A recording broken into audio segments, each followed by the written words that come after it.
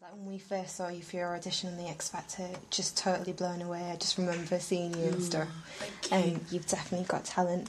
Thank you. When you hear your voice, it's totally unique. You know, it's Laura White. It's really sexy, really raspy, but really soulful. It's brilliant, I have to say. Thank you. And when you went from the X Factor, I was absolutely gutted, totally gutted. Oh, thank you. And you were like robbed. You should have gone all the way, really. Oh. Like last week, as you know, Lucy Jones got sent home early as well, kind of in the same situation you were in. How did you feel when it happened to you, and what would you say to Lucy Jones? Do you know, it's funny, I met Lucy about 2 days ago and we sang at this event together and we spoke about it because it's so weird, we both left fifth week and everything.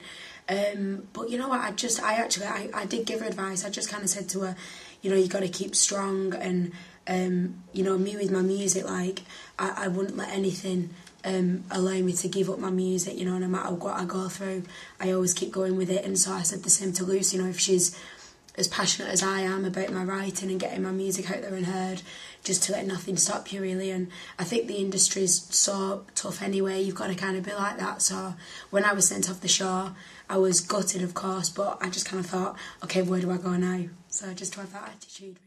What do you think of, like, the twins, Jedward, as they're called?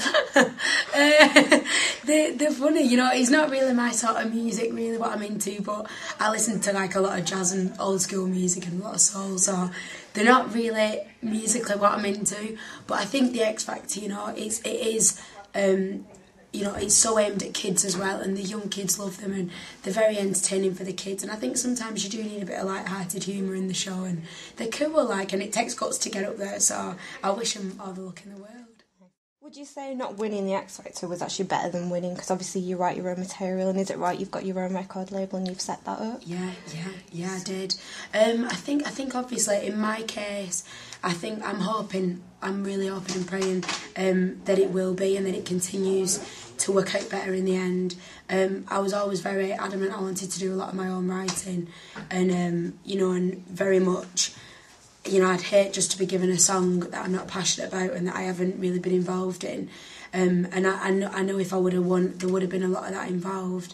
But in the same sense, you know, if you win, it is a much easier path in some ways. You know, you have a lot of a massive platform put behind you, so many people working for you, and of course with, you know, you can go back on the show and there's a lot of different things, so it is obviously amazing if you win. But I think I'm hoping musically it wasn't the best for me, so hopefully I'm hoping this will work out better. What kind of motivated you to start your own label and do everything independently? Because like you said, it is a lot more harder doing it on your own. Well, I mean, I'm not going to lie, you know, when I went out fifth week, it was really difficult, like, you know, it was a shock that they'd kind of sent me out that early after having such, you know, I was lucky to have such amazing comments every week, and then obviously it was a shock when they just said they were sending me home.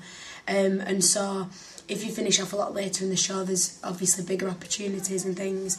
And so after I left the show, I felt that the deals I were offered were very much very, very straight jazz orientated deals, and a lot of them wanted me to kind of release a lot later than I wanted to, and there were different things, and I kind of felt like I wanted to go independent for a while and to do my music on my own for a while and focus on getting my own writers together and to try it and to kind of get back out there like I used to. I used to gig for years before the show and keep struggling with my music again in a way, and kind of get back to the basics of just focusing on the music. So, you know, I am adamant that it'll work, and I'll just keep going with it. Oh, I totally admire you for doing that, because, you know, like you said, to do it off your own back and carry on with that is just amazing, rather than taking the easy way. Yeah, so I do wish you know, the best with that. Thank you. Looked onto YouTube and kind of saw some of your own songs, Yeah. and the one word that everyone had to say who left feedback was amazing, and it's just such a positive response that you've got. Thank and you. I personally love your song "Oh" and "Because of You." Yeah. And you've just got totally unique style and everything, and it's just brilliant. Oh, thank you. Do you write like all your songs, and where does your inspiration come from? Yeah, them songs actually, they were so amazing. I used to, back in the day, I used to gig a lot before the show. I'd gigged for about 7 years before the show, and then I started writing when I was about 19, and I actually got into a songwriting show, and that kind of developed me a bit more. And I wrote "Because of You," like that was one of my early songs what I wrote with piano, and I wrote all with a producer who I met, who was amazing, called Daniel Too Dark.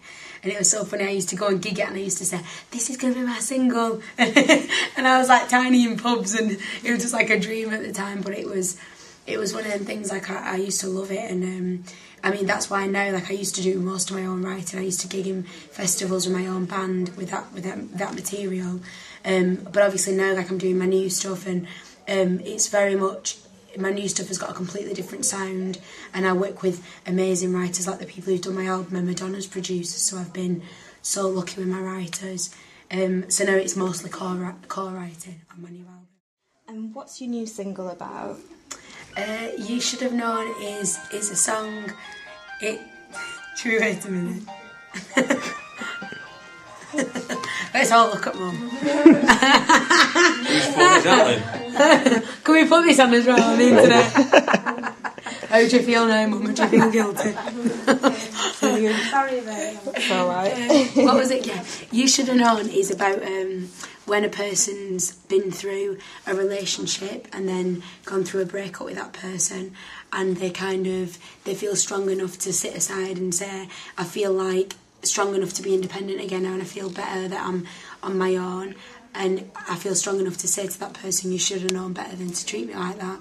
So it's a real moving on song, and it's a very strong, passionate song, and I love singing it like for the girls. I think it's one of them songs where I remember when I was ages ago, I was going through like a breakup, and I used to play Amy Winehouse's Back to Black album continuously, and it was sort of every song on that album really got me through my breakup. So weird, and that's what I always hope this song's going to be. I'm sure it definitely will. I don't think so, talk rubbish. Oh no, she makes it up. Copious amounts. It's true, I did. You weren't there. You didn't feel my pain. Just say the video looks good and you're looking fantastic. Thank you. Did you find any of like your video challenge? Yeah, definitely. I mean, like I said, I'd worked for years before XFactor, and just actually getting to that point was unbelievable. It was like one of the most amazing days of my life, and just kind of being there and you know, going through it all in the routine, and with my dancers, they were amazing. And yeah, I mean, I loved it. It was just fantastic, and I can't wait to do my second one. Hopefully on my second one we're going to hold a competition as well, to invite a lot of the fans in the second video. So if anybody's watching, go to Laura White Official and you can join in. Okay. Did you kind of feel like you made it once you got your video and you was practising for it? Did that make you feel like I'm getting there? Not at all. Do you know what I do? Like, honestly, it's so weird. I think the show for me was like just a little platform, and then the videos was like another kind of further platform, and I've got like a wish list at home where I always say out all the things I want to achieve in my life, and my biggest thing was to play at the MEN Arena in Manchester, and then when I did that on tour I crossed it off and started all new ones. And so I think, honestly, only until I always say I want to be as big as Stevie Wonder, like that's my ultimate, so I've got such a long way to go. But I think when I get there, that's when I'll say, I've made it, I'll retire now. But until then, I'll just still keep working. Bless you. Just to say, what can Laura White fans expect for you in 2010? So they can expect the album's going to be out. The second single's going to be out in January, and then the album, which I think is amazing. I hope everybody loves it. And then we're going to actually go on a big tour for a couple of months of the year with a really well-known pop star, but we can't yet say who it is, so all the fans have to watch out. They have to keep checking Laura White Official, because we're going to say who it is soon, so that'll be really exciting as well. And it's just going to be all music. Like, a lot of the people from the show, people have gone down the West End route, and some people have gone down TV routes, and Owen Quigg went back to school. That's my favourite one, I love it. But I think with me, like, I really wanted to keep focusing on my writing and getting my album together, so my fans can just expect me just to keep learning and kind of developing my writing and my music. What animal would you be and why? Oh, I know this one. I'd be a cat. I do look like a cat movement because I just wanted to do it with just because it's my favourite animal, and I do loads of work for the charity Cats Protection League, and I'm obsessed. I've just moved to London, and it's so rubbish because I don't have any cats in my house, so I'm gonna like try and blag my dad over Christmas to get me either a cat, which I really want, or like a dog that fits in a handbag that I can carry with me, because I do too much travelling, so I need an animal that's small, but I don't think a cat will travel.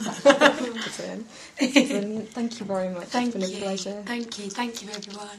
Thank you.